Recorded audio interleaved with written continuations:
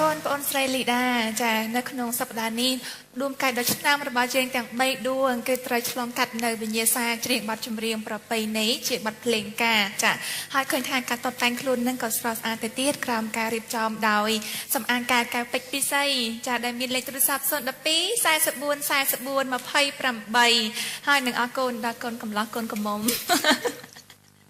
ចាអរគុណដល់ក្រុមការងាររបស់ទូរទស្សន៍អប្សរាផងដែលបានចូលរួមតបតែងវេទិការបស់យើងឲ្យកាន់តែមានភាពលេចធ្លោហើយជាពិសេសគឺក្រុមការងាររបស់បងមេងបន្លូចា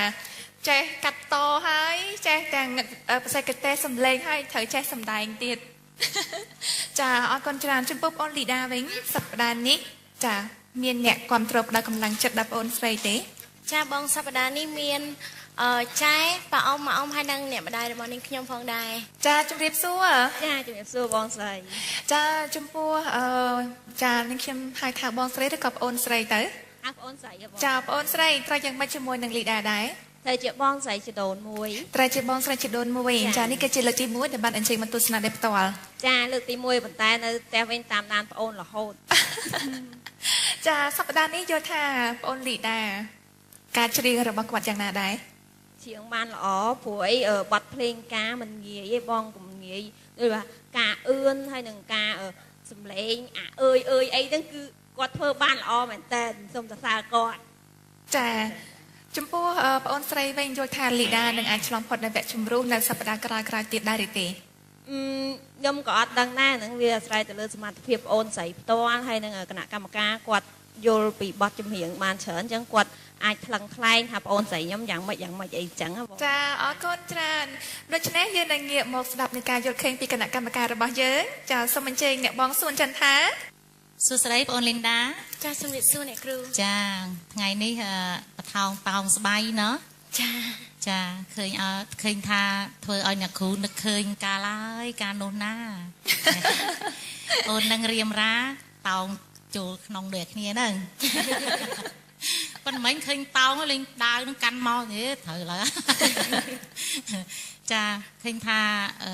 និយាយទៅនិយាយមកចូលលក្ខណៈប្រពៃណីខ្មែរអញ្ចឹងបានថាការរៀបចំបទចម្រៀង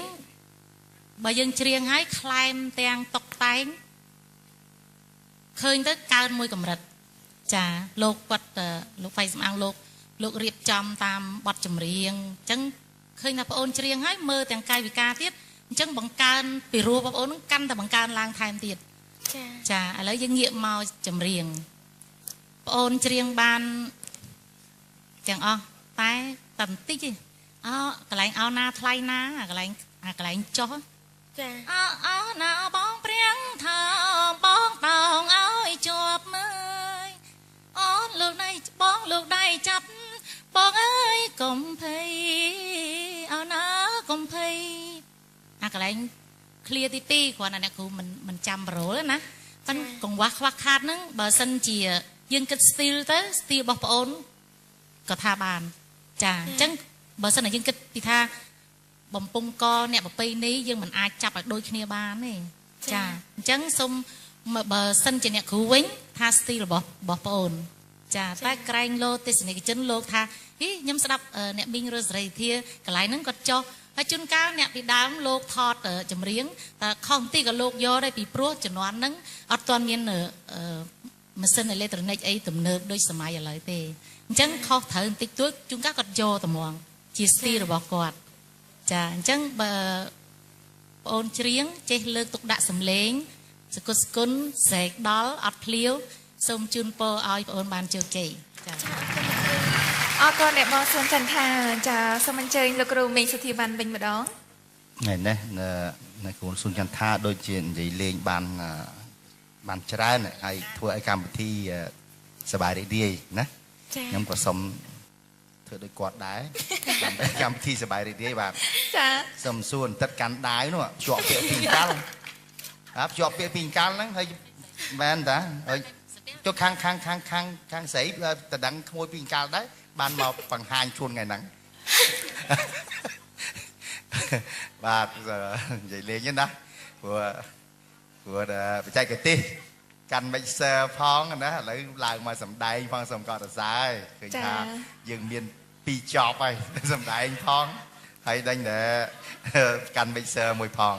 អញ្ចឹងសូមកត់សរសើរដល់ក្មួយដែរហើយបានងាកទៅក្មួយធីតាវិញអានេះតាមខ្ញុំវាយតម្លៃឃើញថាការប្រឹងប្រែងរបស់ក្មួយខ្ញុំសូមកត់សរសើរដោយអ្នកគ្រូសុនថាបានលើកអំបញ្ញមិញដែរការច្រៀងបទប្រពៃណីនេះគឺវាមានអឿនរបស់វាចាអឿននោះអឿនបរមបុរាណយើងហ្នឹងគឺថាលោកគ្រូចាស់គាត់ដឹងហើយអឿនរបៀបភ្លេងការឬក៏អឿនរបៀបភ្លេងបុរាណវាខុសគ្នាវាមានចែកជាច្រើនសន្តានអញ្ចឹងឧទាហរណ៍ថាអ្នកនាងហឹមស៊ីវនអ្នកនាងឆោមជវិននិងអ្នកនាងមេកាបិជដាសិតតែជាអ្នកចម្រៀងជើងចាស់ដែលមានទេពកោសលខាងបទភ្លេងការហ្នឹងគឺខ្លាំងខ្លាណាស់អញ្ចឹងការច្រៀងរបស់គាត់ទាំង3នាក់ហ្នឹងគឺតែងតែខុសគ្នាបន្តិចបន្តួចការច្រៀងរបស់ក្មួយបែបសម័យច្រើនហើយទោះបីជាច្រៀងភ្លេងហ្នឹងភ្លេងប្រពៃបទហ្នឹងប្រពៃនេះមែនប៉ុន្តែក្មួយអឿនរបស់ក្មួយចូលសម័យច្រើនអញ្ចឹងឧទាហរណ៍មួយទៀតដើម្បីឲ្យទស្សនិកជនបានយល់ច្បាស់ដោយការជំនាន់អ្នកបងរស់រាជធាឬអ្នកបងប៉ានរ៉នក៏គាត់ច្រៀងខុសគ្នាដែរឲ្យតែគាត់ច្រៀងភ្លេងការគឺអ្នកបងសុធាជួនកាលគាត់ច្រៀងអត់ត្រូវទេអត់ត្រូវខ្ញុំសុំថាអត់ត្រូវតែម្ដងប៉ុន្តែទៅជាអឿន style របស់គាត់តែម្ដងទៅអញ្ចឹងក្មួយក៏អត់ខុសដែរទោះបីជាក្មួយប្រឹងប្រែងមិនបាន 100% ក៏ចាត់ទុកដែរដូចអ្នកគ្រូសុនចន្ទថានិយាយមិញអញ្ចឹងគឺថាចាត់ទុកជា style របស់ក្មួយចោះប៉ុន្តែសូមកោតសរសើរនៅការប្រឹងប្រែងព្រោះបទបុរាណមិនបទប្រពៃណីខ្មែរយើងនេះគឺជាបទលំបាកណាស់គឺជាបាតធំមួយដែលគួរតែអ្នកចម្រៀងទាំងប្រុសទាំងស្រីគួរតែសិក្សាឲ្យបានយល់ច្បាស់សូមយើងទៅជាសម័យអញ្ចឹងសូមជូនពរឲ្យក្មួយស្រីទទួលបានដោយជោគជ័យបាទសូមអរគុណអរគុណលោកគ្រូមីសុធាវ៉ាន់អរគុណចំពោះបងអូនស្រីហើយនិងបងអូនទាំងពីររូបសូមចេញសម្រាប់សិនណាចាចាមិញលោកអ្នកបានស្ដាប់នៅបទចម្រៀងពីដួងកាយទាំង3រូបរបស់យើងដែលបានបកស្រាយជាបទចម្រៀងបទប្រពៃណី